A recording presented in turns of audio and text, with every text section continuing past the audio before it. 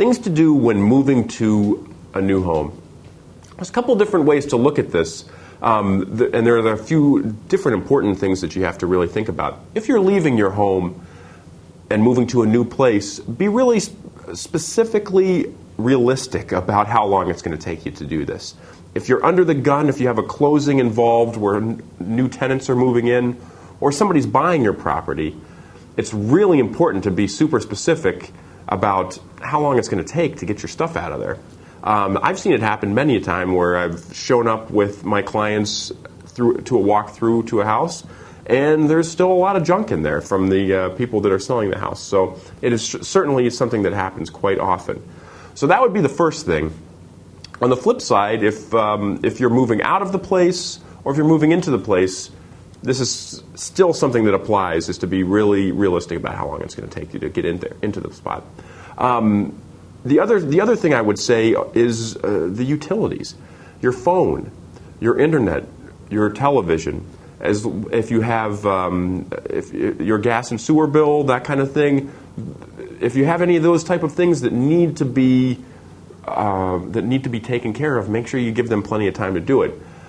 If I have a client moving out or into a new place, I usually tell them about a week before the closing or about a week before you want to move in, give your utility company a call, give the telephone company a call, and let them know what day you want the bill to switch over.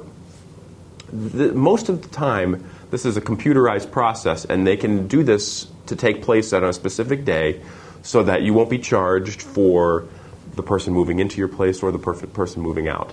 If you're the landlord. So utilities are probably the most important thing to think about in this whole process, moving into the spot, because you don't want to be into a new place and in an emergency situation and not have a telephone.